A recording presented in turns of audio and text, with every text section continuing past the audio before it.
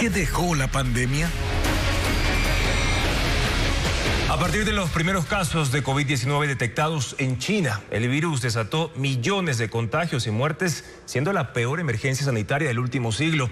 En Ecuador, más de 1 millón de personas se contagiaron. Revisemos a continuación las cifras de esta enfermedad en el mundo, 5 años después de su aparición. Hace 5 años se extendía el virus SARS-CoV-2 por todo el mundo. El 11 de marzo de 2020, la OMS la declaró como la pandemia del COVID-19. Los primeros 27 casos fueron en Wuhan, en China. Desde entonces, los contagiados no pararon. El mundo miraba como poco a poco el uso de mascarillas y el confinamiento se hacía común, en un esfuerzo por contener la enfermedad. La OMS dice que hubo 777 millones de casos a escala mundial. La enfermedad llevó a la hospitalización de 28 millones de personas. Hay discrepancias sobre la cantidad de fallecidos. Según la OMS, fueron 7 millones. Epidemiólogos elevan la cifra a 15 millones, mientras que la ONU calcula que hubo 20 millones. Las personas mayores de 65 años fueron las más golpeadas, concentrando el 85% de las muertes hasta abril de 2022. Solo el 0.2% de los muertos tenía menos de 15 años. La vacuna ofreció una herramienta para contener el mal. En 2023, la OMS dejó de contabilizar las dosis aplicadas en el mundo. Fueron 13.000 millones de vacunas. El 67% de la población recibió 2 vacunas y los demás una dosis.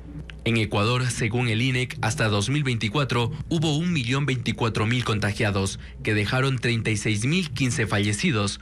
Pero el registro civil inscribió 54.000 muertes en exceso, lo que totaliza 90.000 decesos ocurridos en pandemia.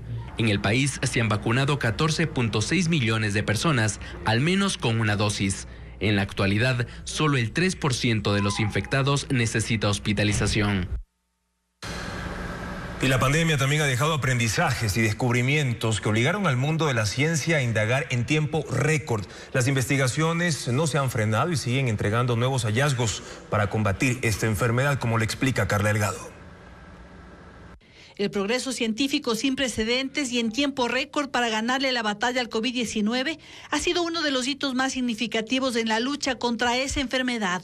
La comunidad científica se unió en una carrera contra el tiempo para mitigar los efectos del virus. La primera vacuna fue desarrollada en 9 meses por la farmacéutica Pfizer, cuando regularmente desarrollar una inmunización tomaba años. Los estudios no se detienen. Uno de los descubrimientos más recientes, el de octubre del año pasado, cuando la FDA autorizó una prueba rápida de venta libre que detecta tanto la COVID-19 como la influenza. Otro avance de la ciencia es la vacuna Vivermax, desarrollada por la empresa española IPRA. Es la primera vacuna contra el COVID-19 creada en ese país.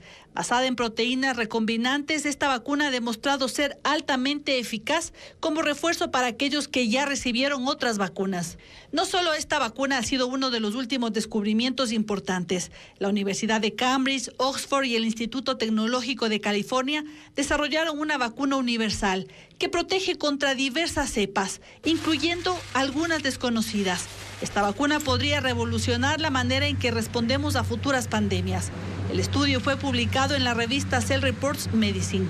Los avances de la ciencia tienen que ver además con el entendimiento de la fisiología del virus, como explica el epidemiólogo David Larreategui. Por ejemplo, pudimos entender cómo el COVID generó alteraciones cerebrales, ha generado alteraciones secundarias al cerebro, se afecta a tejidos nasales, tejidos gustativos. Con esto podemos entender ya cómo desarrollar, se están ya haciendo experimentos de cómo desarrollar tratamientos para controlar los efectos inflamatorios que van dejando los virus en los pacientes. Los estudios en torno al virus no se detienen. Moderna ya anunció para este año la vacuna combinada, que puede proteger contra la COVID-19 y la gripe.